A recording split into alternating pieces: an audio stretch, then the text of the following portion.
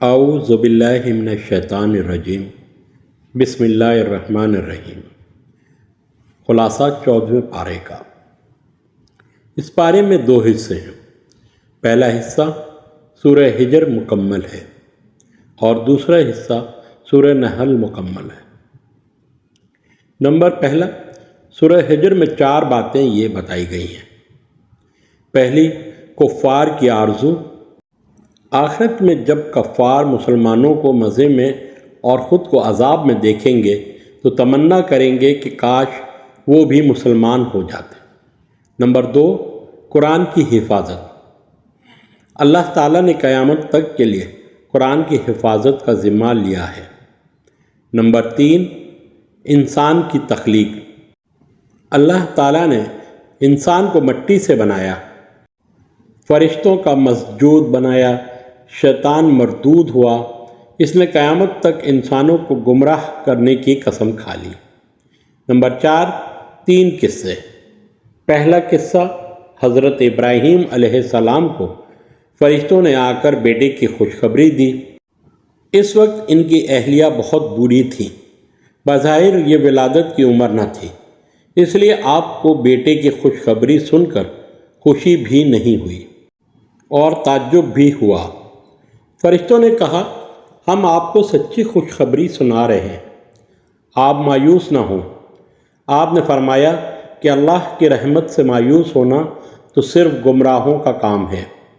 دوسرا قصہ، فرشتے حضرت ابراہیم علیہ السلام کو خوشخبری سنا کر حضرت لوط علیہ السلام کی خدمت میں حاضر ہوئے اور ان سے درخواست کی کہ آپ اپنے گھر والوں کو ساتھ لے کر رات ہی کو اس بستی سے نکل جائیے، کیونکہ آپ کی بستی والے گناہوں کی سرکشی میں اتنے آگے نکل گئے ہیں کہ اللہ تعالیٰ نے ان کے ناپاک وجود سے زمین کو پاک کرنے کا فیصلہ کر لیا ہے۔ ان لوگوں کی جڑ صبح ہوتے ہی کاٹ دی جائے گی۔ تیسرا قصہ اصحاب الحجر کا ہے۔ ان سے مراد قوم سمود ہے۔ یہ لوگ بھی ظلم اور زیادتی کی راہ پر چل نکلے تھے اور بار بار سمجھانے کے باوجود بت پرستی کو چھوڑنے کے لیے آمادہ نہیں ہو رہے تھے۔ انہیں مختلف معجزات دکھائے گئے، بالخصوص پہاڑی چٹان سے اونٹنی کی ولادت کا معجزہ، جو کہ حقیقت میں کئی معجزوں کا مجموعہ تھا۔ اونٹنی کا چٹان سے برآمد ہونا، نکلتے ہی اس کی ولادت کا قریب ہونا، اس کی جسامت کا غیر معمولی بڑا ہونا، اس سے بہت سے زیادہ دودھ کا حاصل ہونا، لیکن ان بدبختوں نے اس معجزے کی کوئی قدر نہ کی۔ بجائے اس کے کہ وہ اسے دیکھ کر ایمان قبول کر لیتے، انہوں نے اس اونٹنی کو ہلاک کر دیا۔ چنانچہ وادی ہجر والے بھی عذاب کی لپیٹ میں آ گئے۔ نمبر 2، سورہ نحل میں 5 باتیں بتائی گئیں۔ 1، توحید، دوسری رسالت، تیسری شہد کی مکھی، چوتھی جامع آیات، 5ویں حضرت ابراہیم علیہ السلام کی تعریف۔ پہلی، توحید۔ اللہ تعالیٰ نے زمین کو فرش اور آسمان کو چھت بنایا، انسان کو نطفے سے پیدا کیا، چوپائے پیدا کیے جن میں مختلف منافع بھی ہیں اور وہ اپنے مالک کے لیے فخر و جمال کا باعث بھی ہوتے ہیں۔ گھوڑے، خچر اور گدھے پیدا کیے جو بار برداری کے کام آتے ہیں اور ان میں رونق اور زینت بھی ہوتی ہے۔ بارش وہی برساتا ہے، پھر اس بارش سے زیتون، کھجور، انگور اور دوسرے بہت سارے میوہ جات اور غلے وہی پیدا کرتا ہے۔ رات اور دن، سورج اور چاند کو اسی نے انسان کی خدمت میں لگا رکھا ہے۔ دریاؤں سے تازہ گوشت اور زیور وہی مہیا کرتا ہے۔ سمندر میں جہاز اور کشتیاں اسی کے حکم سے رواں دواں ہیں۔ اگر اللہ کی نعمتوں کو شمار کرنا چاہیں تو شمار نہیں کر سکتے۔ نمبر 2، رسالت۔ نبی علیہ السلام کو حکم دیا گیا ہے کہ آپ لوگوں کو حکمت اور مواعظہ حسنہ کے ساتھ اللہ کی طرف بلائیں اور اس کی راہ میں پیش آنے والے مصائب پر صبر کریں۔ نیز آپ کو صبر کرنے اور تنگ دل نہ ہونے کی تلقین کی گئی ہے۔ نمبر 3، شہد کی مکھی۔ شہد کی مکھی کا نظام بہت عجیب ہوتا ہے۔ یہ اللہ کے حکم سے پہاڑوں اور درختوں میں اپنا چھتا بناتی ہیں۔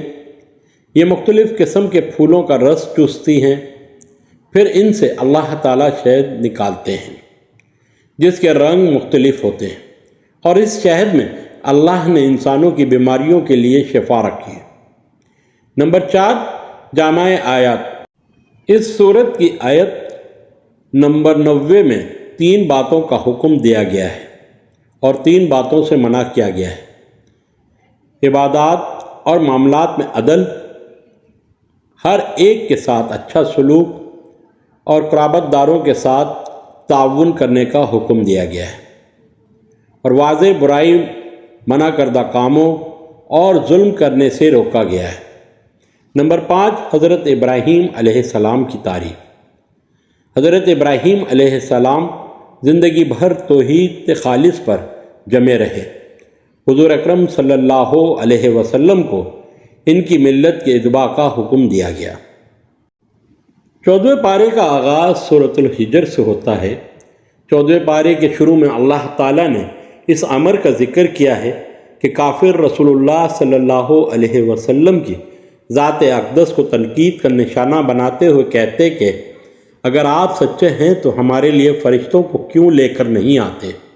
تو اللہ تعالیٰ نے ان کے اعتراض کا جواب دیتے ہوئے کہا ہے کہ فرشتوں کو تو ہم عذاب دینے کے لیے اتارتے ہیں، اور جب فرشتوں کا نزول ہو جاتا ہے تو اقوام کو مہلت نہیں دی جاتی۔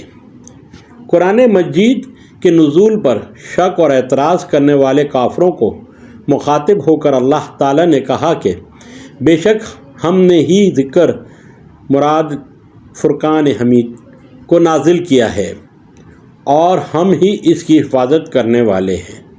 اس پارے میں اللہ تعالیٰ نے ستاروں کی تخلیق کے مقاصد بھی بیان فرمائے ہیں۔ اللہ تعالیٰ ارشاد فرماتے ہیں کہ ہم نے آسمان دنیا کو ستاروں سے مزین کیا اور ان کو شیاطین کے شر سے محفوظ کیا، مگر جو آسمان کی بات کو چرا کر زمین پر لانا چاہے تو اس کو اللہ تعالیٰ شہاب ثاقب سے نشانہ بناتے ہیں۔ اس سورہ مبارکہ میں اللہ تعالیٰ نے قوم لوط کی طرف روانہ کیے جانے والے فرشتوں کا بھی ذکر کیا ہے۔ یہ فرشتے جناب لوط علیہ السلام کی طرف جانے سے قبل جناب ابراہیم علیہ السلام کے پاس آئے۔ انہوں نے جناب ابراہیم علیہ السلام کو ایک عالم فاضل بیٹے کی بشارت دی اور انہیں بتلایا کہ ہم ایک مجرم قوم کو ہلاک کرنے کے لیے بھیجے گئے ہیں۔ اس قوم میں سے لوط علیہ السلام کے گھرانے کے علاوہ ہر شخص کو ہلاک کر دیا جائے گا، بشمول لوط علیہ السلام کی بیوی کے، جس کے بارے میں خدا تعالیٰ کا فیصلہ ہو چکا ہے کہ وہ ضرور مجرموں کے ساتھ پیچھے رہ جائے گی۔ اللہ کے فرشتوں نے لوط علیہ السلام کی پوری بستی کو بلندی پر لے جا کر الٹ دیا اور ان پر پتھروں کی بارش برسائی، اور پتھر ہر مجرم کو نشانہ بنا کر لگ رہے تھے۔ اس سورہ میں اللہ تعالیٰ نے اس امر کا بھی اعلان فرمایا کہ جو رسول اللہ صلی اللہ علیہ وسلم کا استہزاء کرتے ہیں تو ان سے نمٹنے کے لیے خود اللہ کی ذات کافی ہے۔ اللہ تعالیٰ نے رسول اللہ صلی اللہ علیہ وسلم کے ہر دشمن کو ذلت اور عبرت کا نشانہ بنا دیا۔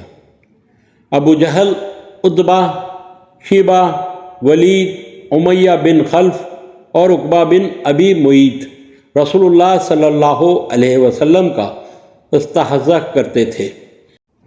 اللہ نے میدان بدر میں ان کو حسرت ناکام انجام سے دوچار کیا۔ ابو لہب کے ایک بیٹے عتیبہ نے رسول اللہ صلی اللہ علیہ وسلم کا استہزاء کیا تو نبی کریم صلی اللہ علیہ وسلم نے دعا کی کہ اے اللہ اپنے کتوں میں سے ایک کتا اس پر مسلط کر دے۔ نبی کریم صلی اللہ علیہ وسلم کی دعا پوری ہوئی اور ایک کاروباری سفر میں جنگل میں پڑاؤ کے دوران ایک شیر آیا اور اس بدبخت کو کھا گیا۔ اس سورہ مبارکہ میں اللہ تعالیٰ نے یہ بھی فرمایا کہ رسول اللہ صلی اللہ علیہ وسلم کو 7 بار پڑھی جانے والی آیات اور قرآن عظیم یعنی سورہ فاتحہ عطا کی گئی ہے۔ سورۃ الحجر کے بعد سورۃ النحل ہے۔ سورۃ النحل میں اللہ تعالیٰ ارشاد فرماتے ہیں کہ اللہ تعالیٰ اپنے جس بندے پر چاہتے ہیں روح الامین کو فرشتوں کے ہمراہ نازل فرماتے ہیں تاکہ وہ لوگوں کو ڈرانے کے اللہ کے سوا کوئی معبود نہیں۔